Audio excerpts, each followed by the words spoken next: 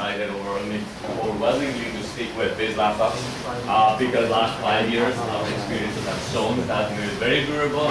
It does great work, and now, especially now that it's a much faster machine than the 1.0. The X04s are great, and with touchscreens, and we just received our shipment last week in Nepal, so I'm really looking forward to seeing kids with this laptop. And so the tablets, the reasons we decided not to go with the tablets is, first thing is it's easy to just slip it into the pocket of an adult when they go to the schools, and you can easily lose it. That's one thing. Second is tablet, let's face it, the kids, if they drop it or just like hit somewhere or just like accidentally smash against the wall, something's going to break. It's not going to last, especially in the kind of places, and I think Bernie and Krista might have been to some of the schools where we work, in the rural areas. I don't think it will actually be durable enough in the kind of elements where it's exposed to. So, I love the EXOs, and I think for the foreseeable future, I see us sticking to the EXO and the Sugar platform. This one. And second is, slow internet connectivity is not better than no internet connectivity.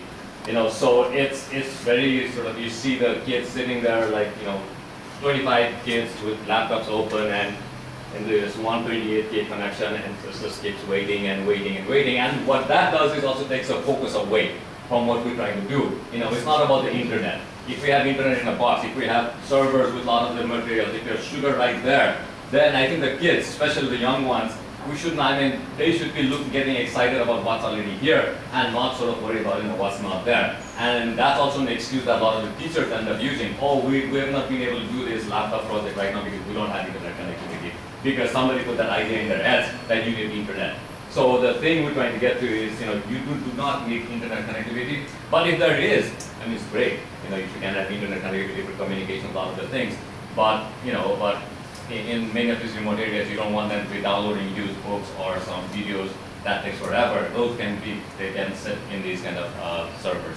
But so moving away from technology, so what I really want to talk about, where are we going? So in 2007, when we started, we got really excited, about these laptops, and then we looked at it in Nepal. We said this is the way to improve the quality of education and access to quality education, because there's a huge disparity in much of Asia and other, like in Africa, and also I think even in South America and North America, you have this huge disparity between students whose families, whose parents can afford, as opposed to many other, which I would say in Nepal would be about 80% of the school-going children who do not, whose parents cannot afford. So what's happening right now is many of the private schools in Nepal and elsewhere are slowly, getting on with technology. They may be doing the right way, the wrong way, but many of the students who are going to graduate from high school in Nepal, especially from private schools, are going to be, for lack of a better word, tech savvy. But also what they do, they're being exposed. They have like more reading materials. They have more like learning material, access to better learning materials, so that the 80% of the students who never had this access, the disparity is widening. It is, as we move forward. And if we do not step up our activities, if we don't step up what we're doing, if we don't bring up that 80% of the students up, and in another 5-10 years, we will have a big problem in this world in Nepal. And I see that. And that's one of our biggest pitch in 2007 when we went to the government and said we need to do it. So what I'm interested in talking, and I'll talk a little bit about this, is how are we going to do this, let's say for Asia? How are we doing? What we have right now is different individuals, small organization groups working in different parts of Asia, making an impact, maybe 3-4 schools, and it's an organization about 25 to 50 schools. But I'm not happy with that. In Nepal, I don't want to be running this program in 60 schools, which we're doing right now. Now, our vision, our goal, our idea when we started in 2007 is to reach all the schools in Nepal. Very ambitious, but there is a path, there is a way to do it, which is very difficult, but we have to do it. If we don't do it, I don't see anybody else doing it. So let's have a discussion about how, in Cambodia, in Pakistan, how we can take this up and let's scale. It's been 6 years, and one of the first places that actually funded us for OLE in Nepal, it was the Danish government through the Danish embassy in Nepal. And I met the gentleman who was very supportive, and he's no longer at Davis Embassy. I met him about 3 weeks ago in another function. He said, so how many schools are you at right now? I said 65. He said, so in 6 years, you've only reached 65 schools. And that's a concern. And because we also sold them the idea that this is about bridging the disparity, this is about equity in education, this is about equity in access and opportunities in the future. So we really need to step up. So there are many challenges. Government is a big challenge, but we're working. It takes a long time, but we have to do it. So if we look at OLPC movement from mid of last decade, so we have Peru and we have Uruguay and we have Rwanda, the countries where the government started this. The government was convinced, and it could be the government or the minister or the president, whoever it was there, a decision maker, said, okay, we're going to do this. So they went ahead and they could go large-scale deployments. But there are other places like Nepal, the government was least interested. They would not, they didn't think this lifeline was a good idea. And there are grassroots organizations like ours, which started lobbying. And one of the key things about lobbying is you want to demonstrate, you want to show them that the first thing we wanted to show in Nepal was this can be done in Nepal, because many of these decision makers say, oh, we cannot do this, who's going to do this deployment, who's going to support this, oh, technology, we don't know anything about it. So, but it has to be in an inclusive way so that none of the decision makers or people working in education feel that this is going to replace them. So get them the idea this is not going to replace them. You can come along in this movement, and there's a place for everyone, for educators, for technical people, for administrators. So that's one of the things we need to do. And second is, we have this discussion about, and we want to show that it has made a difference.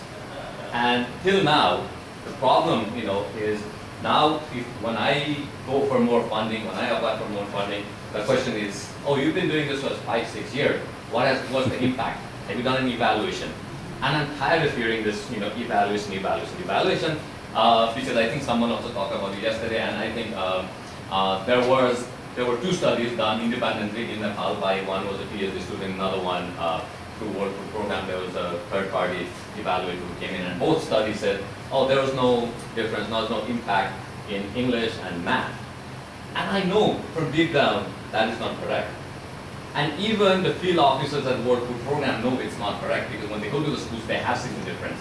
But we have not been able to sort of demonstrate that kind of impact. And that impact is more in the interest in learning, the kind of confidence in students. And I think in our, when we were having beer a couple of nights back, Tony put it very well. He said, it's like this, Rabi. So this laptop project, what we're doing similar to, you have a group of students here, and then you have, that's called a control group, and then there's a group of students who are the treatment group. So the group of students, the treatment groups, are given horses, and they're taught how to ride a horse. And after a month, there's a race. The kids without horses and kids with horses. Who's going to win? The kids with horses will win. And then somebody says, oh, wait a second, let's take the horses out. And let's have these kids run against each other again. And there won't be any, even you can't say who's going to win there, and the kids with horses might win. So what we're doing a lot of evaluation is that you're taking that whole the whole idea that like even the horse is taking a horse away, but you're providing laptops and access to these wonderful learning materials. But what we're testing is they're sitting there with their pens and pencils and doing this test. So maybe the evaluation has to be done differently. So if we move forward, a few things that we need to discuss is, how do we show the impact? We have to find someone who can do this study well enough, because we will need that, because we need the funding. We will need the funding. So whether it's government funding or anybody, we need to do that. And second is, where do we get this funding? There's so much money out there. So even in Nepal, there's so much. This year, the Nepali government allocated, how much was it, about $10 million to buy, specifically to buy computers for schools. But they're not going to look at OLPC right now. They want to go for high school, they want to be computers, all of that. But there has to be advocacy. And I always felt that if there was a larger kind of group working together in Asia, we can actually advocate for it. We can help each other do that. And lastly, what I also want to say is, this year, USA, for example, has decided that the next 3 years, their focus is going to be in education. So they moved away. Earlier it was health, agriculture. Now their next 3 to 5 years is focused on education, and specifically on early grade literacy. early grade reading. So what I want to do is sort of tweak it a little bit, our programs, and we want to develop programs and present it, and I know that I think we can get funding, huge amount. We tell them, this is the way to promote literacy, this is the way to promote reading. And the benefit is once we get it to the schools, to the students, there are so many other things they can do. And I know that with all the activities, all the wonderful things they can do, reading and literacy will come as side benefit easily. So my interest is the deployment. I know like Walter and Tony, these guys do amazing things with software and all the things. So that allow us to not worry too much about it, and then focus on how do we get it to more students, more places. Thanks.